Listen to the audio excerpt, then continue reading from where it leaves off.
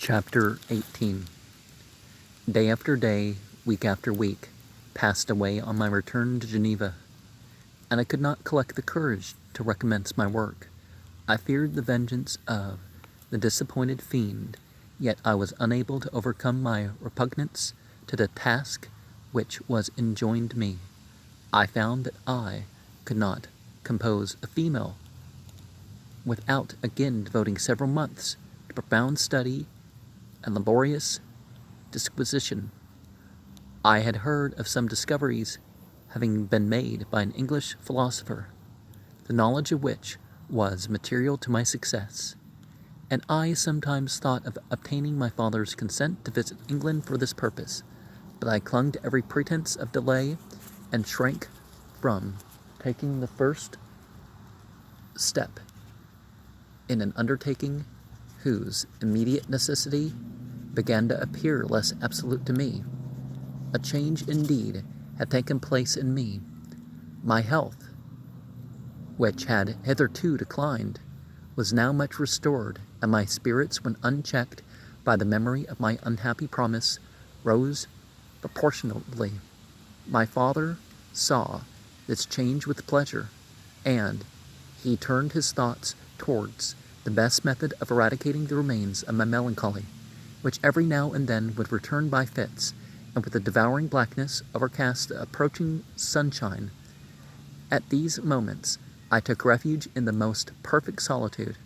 I passed whole days on the lake alone in a little boat, watching the clouds and listening to the rippling of the waves, silent and listless, but the fresh air and the bright sun seldom failed to restore me to some degree of composure, and on my return I met the salutations of my friends with a readier smile and a more cheerful heart.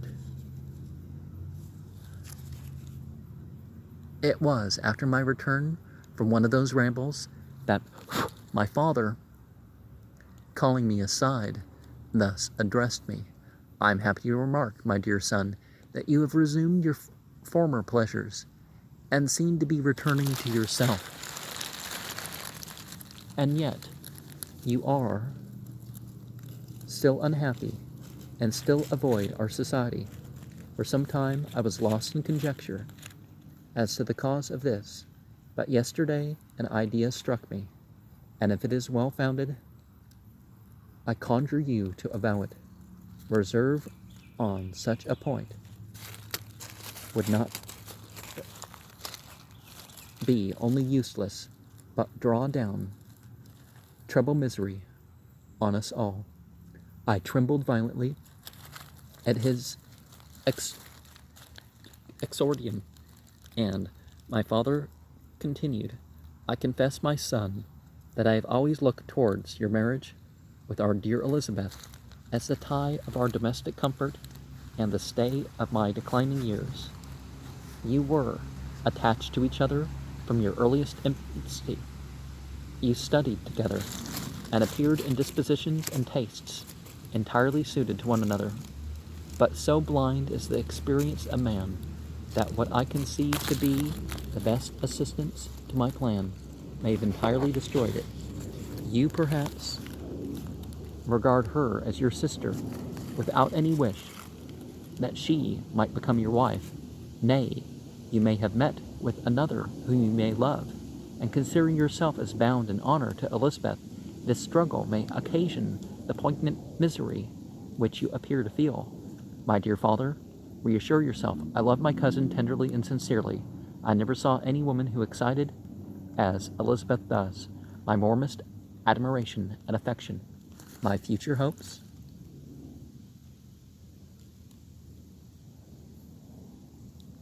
and prospects are entirely bound up in the expectation of our union. The expression of your sentiments of this subject, my dear Victor, gives me more pleasure than I have for some time experienced. If you feel thus, we shall assuredly be happy. However, present events may cast a gloom over us, but it is this gloom which appears to have taken so strong a hold of your mind that I wish to dissipate. Tell me, therefore, whether You object to an immediate solemnization of the marriage? We have been unfortunate, and recent events have drawn us from everyday tranquillity befitting my years and infirmities. You are younger, yet I do not suppose, possessed as you are of a competent fortune, that an early marriage would at all interfere with any future plans of honor and utility that you may have formed. Do not suppose, however, that I wish to dictate happiness to you, or that a delay on your part would cause me any serious uneasiness. Interpret my words with candor and answer me, I conjure you, with confidence and sincerity. I listened to my father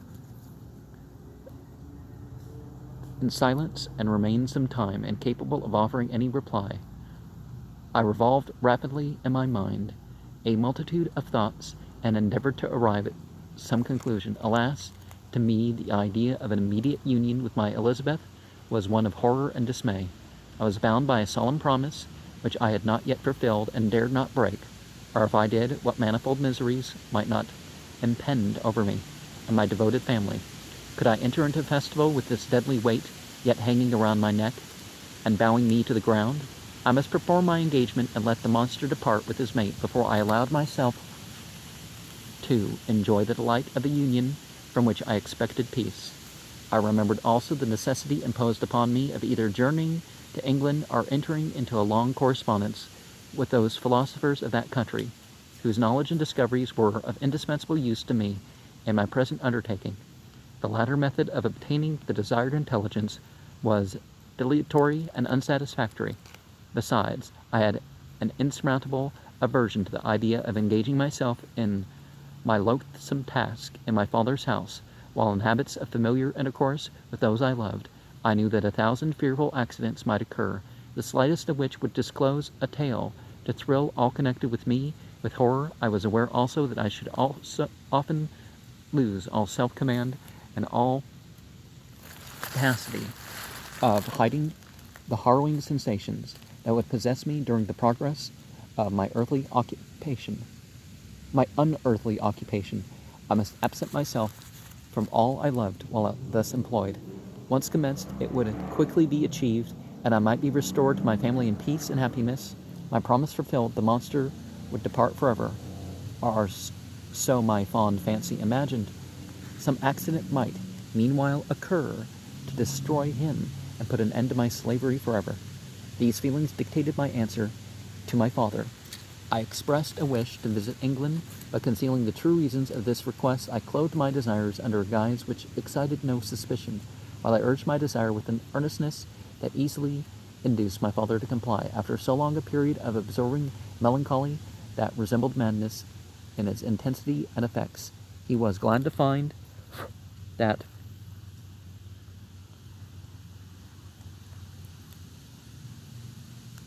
I was capable of taking pleasure in the idea of such a journey, and he hoped that a change of scene and varied amusement would, before my return, have restored me entirely to myself. The duration of my absence was left to my own choice. A few months, or at most a year, was the period contemplated. One paternal kind of precaution he had taken to ensure my having a companion. Without previously communicating with me, he had, in concert with Elizabeth, arranged that Clerval should join me at Strasbourg. This interfered with the solitude I coveted for the prosecution of my task, yet at the commencement of my journey, the presence of my friend could in no way be an impediment, and truly I rejoiced that thus I should be saved many hours of lonely, maddening reflection. Nay, Henry might stand between me and the intrusion of my foe, if I were alone. Would he not at times force his abhorred presence on me to remind me of my task, or to contemplate its progress? To England, therefore, I was bound, and it was understood that my union with Elizabeth should take place immediately on my return.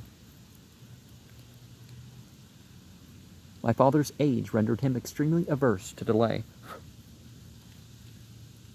For myself, there was one reward I promised myself for my detested toils, one consolation for my unparalleled sufferings. It was the prospect of that day when, enfranchised from my miserable slavery, I might claim Elizabeth and forget the past and my union with her.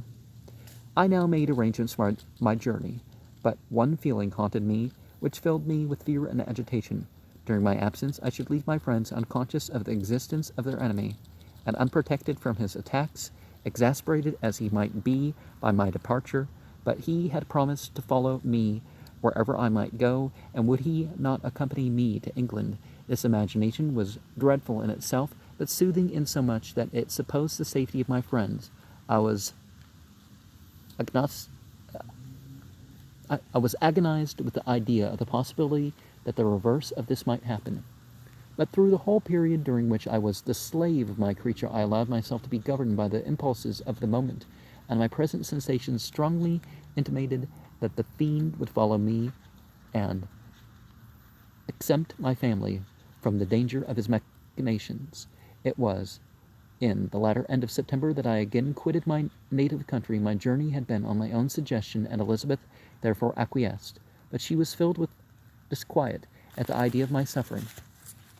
Away from her, the inroads of misery and grief, it had been her care which provided me a companion in Clerval, and yet a man is blind to 1,000 minute circumstances which call forth a woman's sedulous attention. She longed to bid me hasten my return. 1,000 conflicting emotions rendered her mute, as she bade me a tearful, silent farewell.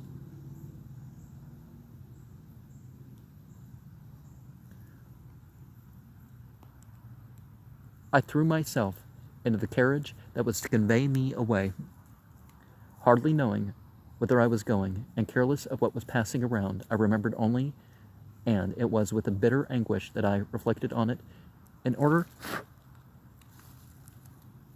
to order that my chemical instruments should be packed to go with me. Filled with dreary imaginations, I passed through many beautiful and majestic scenes, but my eyes were fixed and unobserving. I could only think of the bourne of my travels, and the work which was to occupy me whilst they endured. After some days spent in listless indolence, during which I traversed many leagues, I arrived at Strasbourg, where I waited 2 days for Clerval. He came. Alas, how great was the contrast between us! He was alive to every new scene, joyful when he saw the beauties of the setting sun, and more happy when he beheld it rise and commence a new day.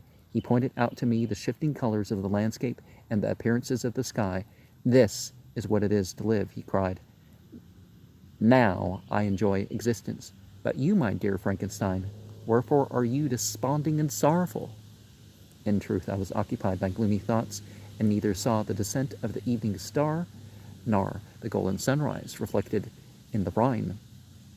And you, my friend, would be far more amused with the journal of Clerval, who observed the scenery with an eye of feeling and delight, than in listening to my reflections.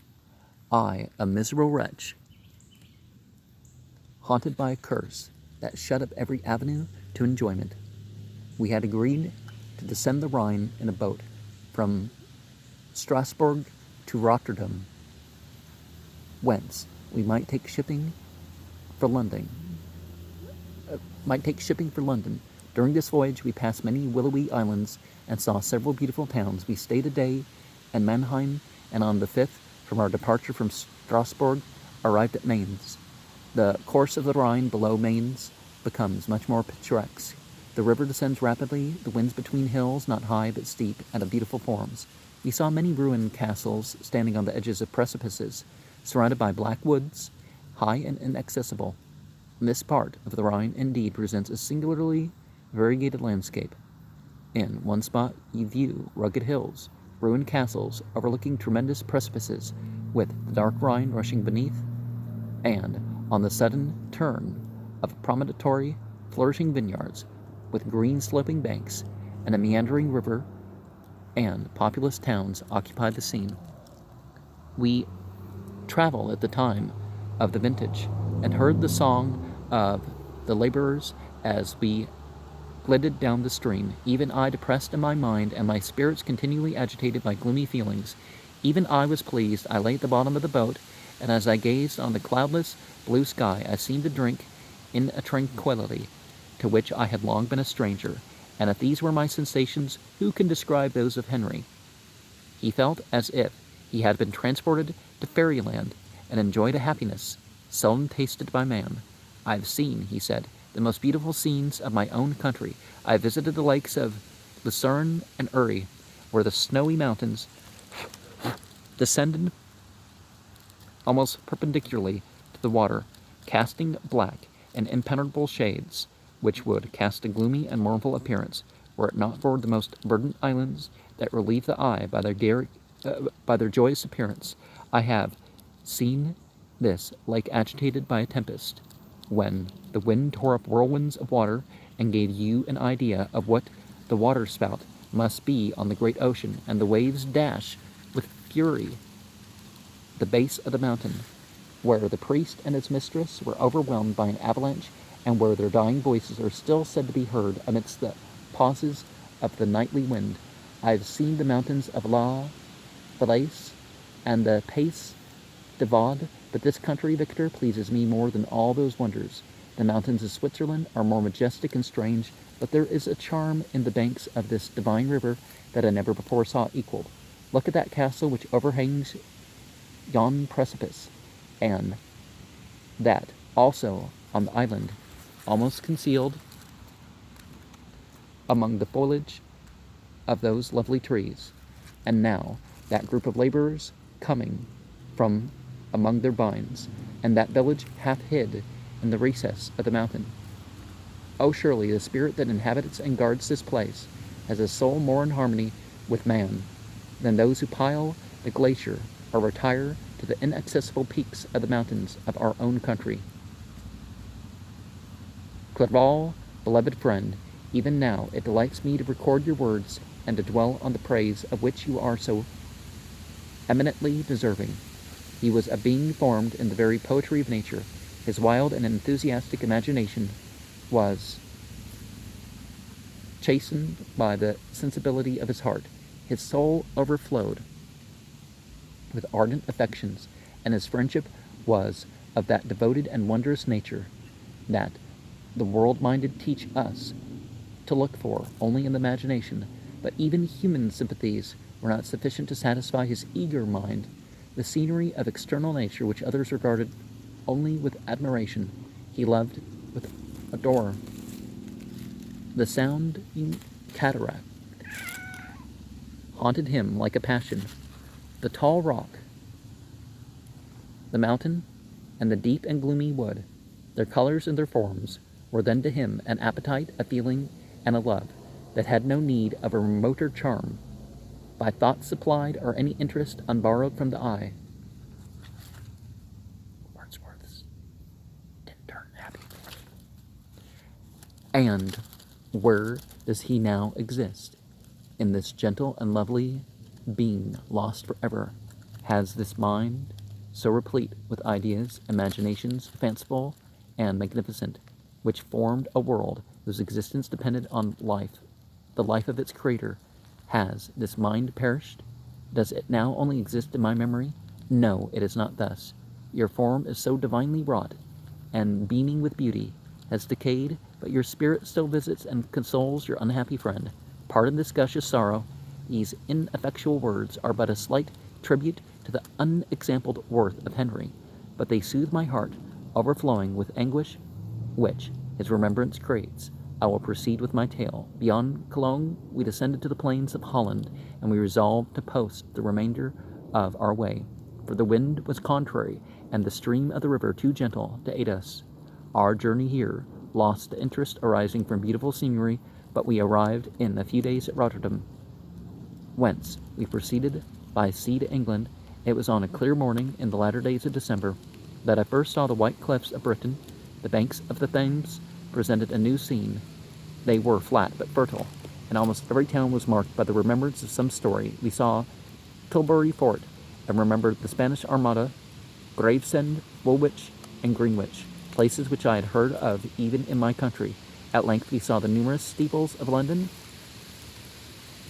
St. Paul's towering above all, and the tower famed in English history. And I would not advocate the delayal of marriage.